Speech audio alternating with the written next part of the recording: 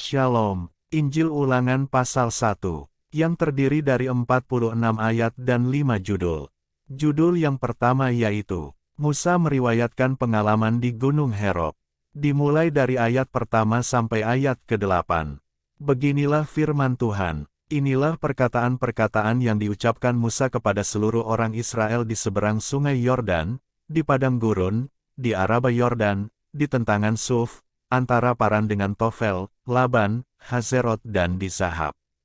11 hari perjalanan jauhnya dari Horeb sampai Kades Barnea, melalui jalan pegunungan Seir. Pada tanggal 1 bulan 11 tahun ke-40 berbicaralah Musa kepada orang Israel sesuai dengan segala yang diperintahkan Tuhan kepadanya demi mereka. Setelah ia memukul kalah Sihon, raja orang Amori, yang diam di Hesibon, dan Og, raja negeri Basan, yang diam di Astarot, dekat Edrei. Di seberang sungai Yordan, di tanah Moab, mulailah Musa menguraikan hukum Taurat ini, katanya. Tuhan, Allah kita, telah berfirman kepada kita di Horeb, demikian, telah cukup lama kamu tinggal di gunung ini. Majulah, berangkatlah, pergilah ke pegunungan orang Amori dan kepada semua tetangga mereka di Araba Yordan, di pegunungan, di daerah bukit, di tanah Negeb dan di tepi pantai laut, yakni negeri orang Kanaan, dan ke gunung Libanon sampai Efrat, sungai besar itu. Ketahuilah, aku telah menyerahkan negeri itu kepadamu, masukilah, dudukilah negeri yang dijanjikan Tuhan dengan sumpah kepada nenek moyangmu, yakni Abraham, Ishak dan Yakub, untuk memberikannya kepada mereka dan kepada keturunannya. Lanjut pada judul kedua yaitu, Riwayat Pengangkatan Hakim-Hakim, dimulai dari ayat ke-9 sampai ayat ke-18. Beginilah firman Tuhan, pada waktu itu aku berkata kepadamu, demikian, seorang diri aku tidak dapat memikul tanggung jawab atas kamu. Tuhan, Allahmu, telah membuat kamu banyak dan sesungguhnya, sekarang kamu sudah seperti bintang-bintang di langit banyaknya. Tuhan, Allah nenek moyangmu, kiranya menambahi kamu 1000 kali lagi dari jumlahmu sekarang dan memberkati kamu seperti yang dijanjikannya kepadamu. Tetapi bagaimana seorang diri aku dapat memikul tanggung jawab atas kesusahanmu, atas bebanmu dan perkaramu? Kemukakanlah dari suku-sukumu orang-orang yang bijaksana, berakal budi dan berpengalaman, maka aku akan mengangkat mereka menjadi kepala atas kamu. Lalu kamu menjawab aku, memang baik apa yang kau anjurkan untuk dilakukan itu. Kemudian aku mengambil kepala-kepala sukumu, yakni orang-orang yang bijaksana dan berpengalaman, lalu aku mengangkat mereka menjadi pemimpin atas kamu, yakni sebagai kepala pasukan 1000, kepala pasukan 100, kepala pasukan 50 dan kepala pasukan 10 dan sebagai pengatur pasukan bagi suku-sukumu. Dan pada waktu itu aku memerintahkan kepada para hakimmu, demikian, berilah perhatian kepada perkara-perkara di antara saudara-saudaramu dan berilah keputusan yang adil di dalam perkara-perkara antara seseorang dengan saudaranya atau dengan orang asing yang ada padanya. Dalam mengadili jangan pandang bulu. Baik perkara orang kecil maupun perkara orang besar harus kamu dengarkan. Jangan gentar terhadap siapapun, sebab pengadilan adalah kepunyaan Allah. Tetapi perkara yang terlalu sukar bagimu, harus kamu hadapkan kepadaku, supaya aku mendengarnya.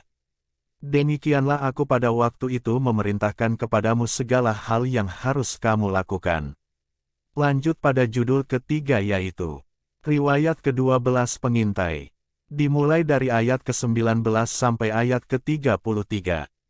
Beginilah firman Tuhan. Kemudian kita berangkat dari Horeb dan berjalan melalui segenap padang gurun yang besar dan dahsyat yang telah kamu lihat itu, ke arah pegunungan orang Amori, seperti yang diperintahkan kepada kita oleh Tuhan, Allah kita, lalu kita sampai ke Kades Barnea. Ketika itu aku berkata kepadamu, kamu sudah sampai ke pegunungan orang Amori, yang diberikan kepada kita oleh Tuhan, Allah kita. Ketahuilah, Tuhan, Allahmu, telah menyerahkan negeri itu kepadamu. Majulah, dudukilah, seperti yang difirmankan kepadamu oleh Tuhan, Allah nenek moyangmu. Janganlah takut dan janganlah patah hati. Lalu kamu sekalian mendekati aku dan berkata, marilah kita menyuruh beberapa orang mendahului kita untuk menyelidiki negeri itu bagi kita dan membawa kabar kepada kita tentang jalan yang akan kita lalui, dan tentang kota-kota yang akan kita datangi. Hal itu kupandang baik, jadi aku memilih daripadamu 12 orang, dari tiap-tiap suku seorang. Mereka pergi dan berjalan ke arah pegunungan, lalu sampai ke lembah Eskol, kemudian menyelidiki negeri itu. Maka mereka mengambil buah-buahan negeri itu dan membawanya kepada kita. Pula mereka membawa kabar kepada kita, demikian, negeri yang diberikan Tuhan, Allah kita, kepada kita itu baik. Tetapi kamu tidak mau berjalan ke sana, kamu menentang titah Tuhan, Allahmu. Kamu menggerutu di dalam kemahmu serta berkata, karena Tuhan membenci kita, maka Ia membawa kita keluar dari tanah Mesir untuk menyerahkan kita ke dalam tangan orang Amori, supaya dimusnahkan. Kemanakah pula kita maju? Saudara-saudara kita telah membuat hati kita tawar dengan mengatakan, orang-orang itu lebih besar dan lebih tinggi daripada kita, kota-kota di sana besar dan kubu-kubunya sampai ke langit, lagi pula kami melihat orang-orang enak di sana. Ketika itu aku berkata kepadamu, janganlah gemetar, janganlah takut kepada mereka. Tuhan, Allahmu, yang berjalan di depanmu, Dialah yang akan berperang untukmu sama seperti yang dilakukannya bagimu di Mesir, di depan matamu. Dan di padang gurun, di mana engkau melihat bahwa Tuhan, Allahmu, mendukung engkau, seperti seseorang mendukung anaknya, sepanjang jalan yang kamu tempuh, sampai kamu tiba di tempat ini. Tetapi walaupun demikian, kamu tidak percaya kepada Tuhan, Allahmu, yang berjalan di depanmu di perjalanan untuk mencari tempat bagimu, di mana kamu dapat berkemah, dengan api pada waktu malam dan dengan awan pada waktu siang, untuk memperlihatkan kepadamu jalan yang harus kamu tempuh. Lanjut pada judul keempat yaitu, Riwayat Hukuman atas Israel, dimulai dari ayat ke-34 sampai ayat ke-40. Beginilah firman Tuhan, ketika Tuhan mendengar gerutumu itu, Ia menjadi murka dan bersumpah. Tidak seorang pun dari orang-orang ini, angkatan yang jahat ini, akan melihat negeri yang baik, yang dengan sumpah kujanjikan untuk memberikannya kepada nenek moyangmu. Kecuali Kaleb bin Yefune, dialah yang akan melihat negeri itu dan kepadanya dan kepada anak-anaknya akan kuberikan negeri yang diinjaknya itu, karena dengan sepenuh hati ia mengikuti Tuhan. Juga kepadaku Tuhan murka oleh karena kamu, dan ia berfirman, juga engkau tidak akan masuk ke sana. Yosua bin Nun, pelayanmu, dialah yang akan masuk ke sana. Berilah kepadanya semangat, sebab dialah yang akan memimpin orang Israel sampai mereka memiliki negeri itu. Dan anak-anakmu yang kecil, yang kamu katakan akan menjadi rampasan, dan anak-anakmu yang sekarang ini yang belum mengetahui tentang yang baik dan yang jahat, merekalah yang akan masuk ke sana dan kepada merekalah aku akan memberikannya, dan merekalah yang akan memilikinya. Tetapi kamu ini, baliklah, berangkatlah ke padang gurun, ke arah laut Teberau. Lanjut pada judul kelima yaitu, Riwayat Kegagalan Serangan ke Bagian Selatan. Dimulai dari ayat ke-41 sampai ayat ke-46.